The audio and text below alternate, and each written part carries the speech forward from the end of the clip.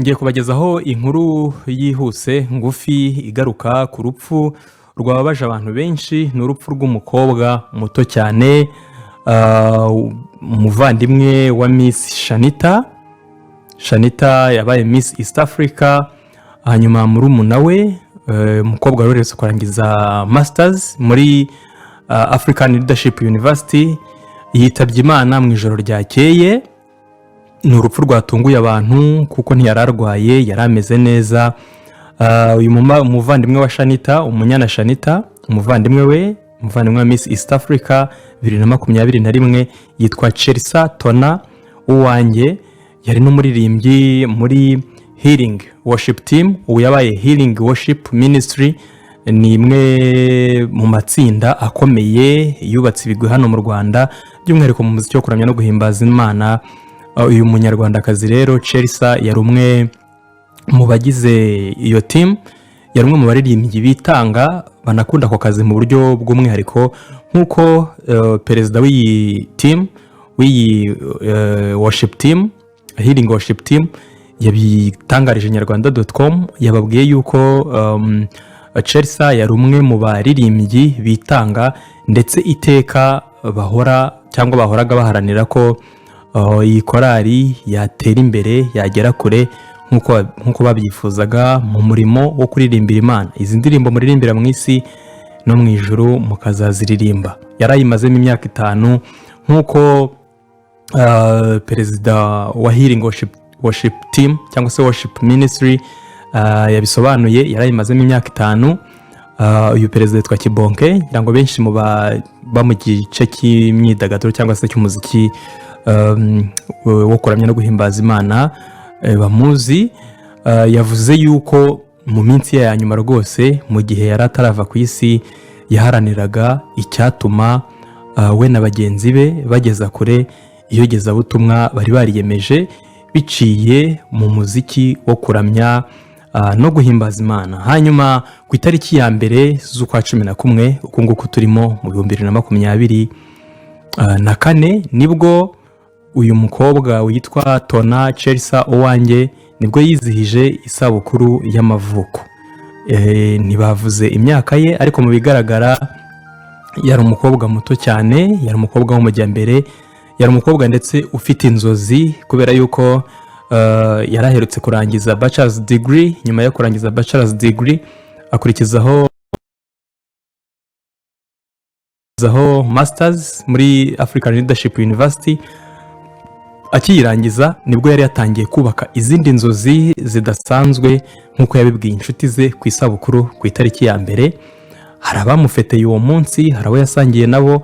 Hanyuma ku itariki ya 3 ku munsi w'ejo ku cyumweru nibwo bari ahantu we n'inshuti ze basangira, bagaruka ku bihe by'ubuzima bwe, bagaruka ku bihe bya korali yabagamo, ibihe by'ingenzi, bagaruka ku rugendo rwe mu masomo, inzozi yari afite, no ku bindi bitandukanye, banasangira bishimye.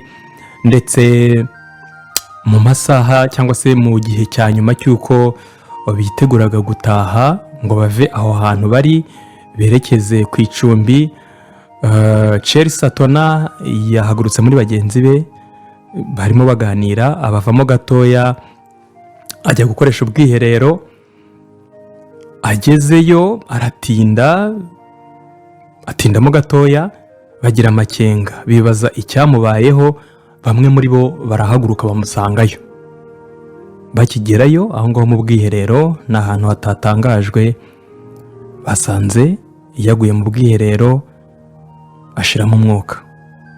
Urugendo rwe muri iyi si rurangira uko. Hari korali yigeze kuririmba ngo iyi si tuyirirwamo ariko ntituyiraremo, iyi si tuyiraramo nanone ntituyirirwemo.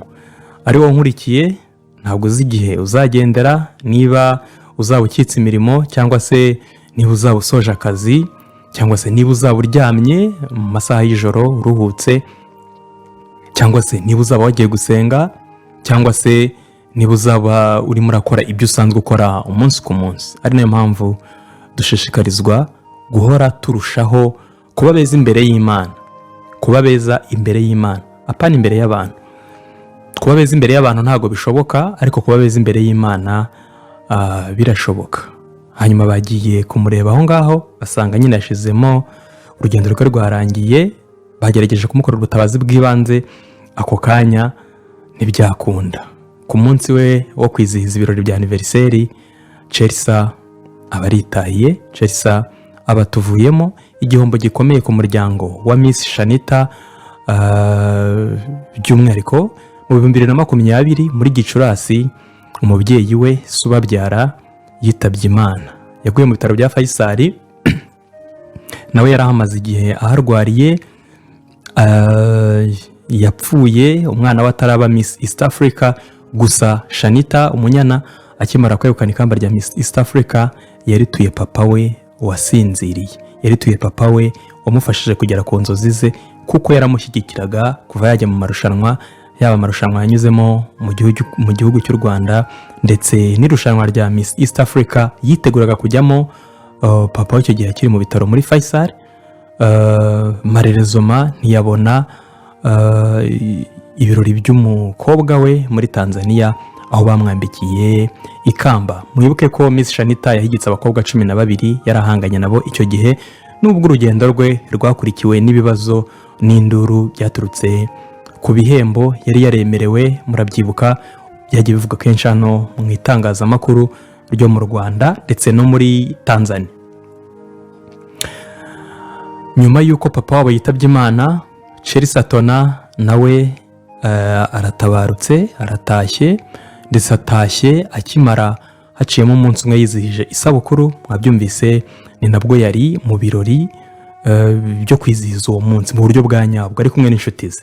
Uwo munsi yavuze ijambo rikomeye mu byo yabwiye inshuti ze.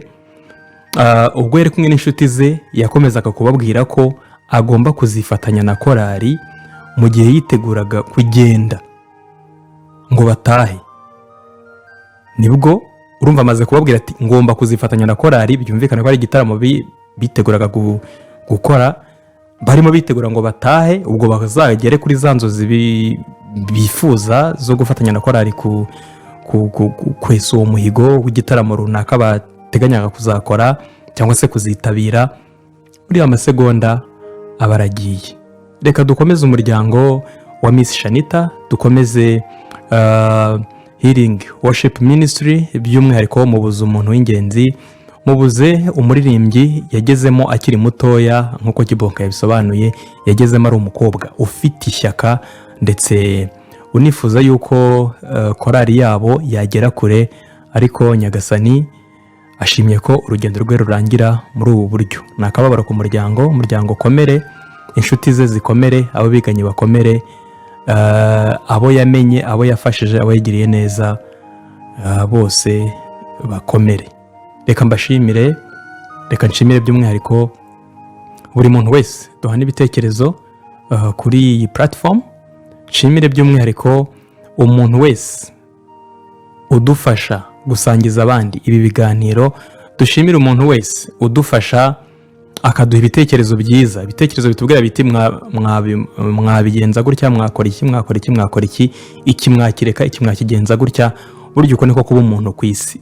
Ikintu ngiye gusorezaho ni ikintu nasomye uyu munsi, ikizagaragaza uwo uriwe mu isi ntabwo ari ubutunzi, ntabwo ari amazu, ntabwo ari imodoka nziza, yewe ntabwo ari imyambaro myiza wambaye, ntabwo ari ibintu by'agaciro watunze cyangwa wagezeho mu gihe wari mu isi. Ahubwo ikintu kizaguha agaciro, kizatuma bagufata nk'umuntu nyuma y'ubuzima bwawe uko byagenda kose. Ku kiriyo cyawe bazarya, bazanywa, bazarira, bazababara, ariko numara gushyingurwa ibyo byose byabababaje kuko baba batari kumwe nawe bazabyibagirwa mu buryo bwihuse cyane. Icyo bazibuka iteka nicyo ngiye kukubwira, bazibuka ko hari abantu watumye baseka mu gihe bitashobokaga, bazibuka ko hari abantu watumye barya mu gihe bitashobokaga, bazibuka ko hari abantu washyize ibyishimo ku maso kubera yuko wakoresheje imbaraga z'Abanyagasani yaguhaye mu kubaka ubuzima bw'abandi. Mwakoze cyane, Nyagasani abagirire neza, ibyiza biri imbere, turi kumwe.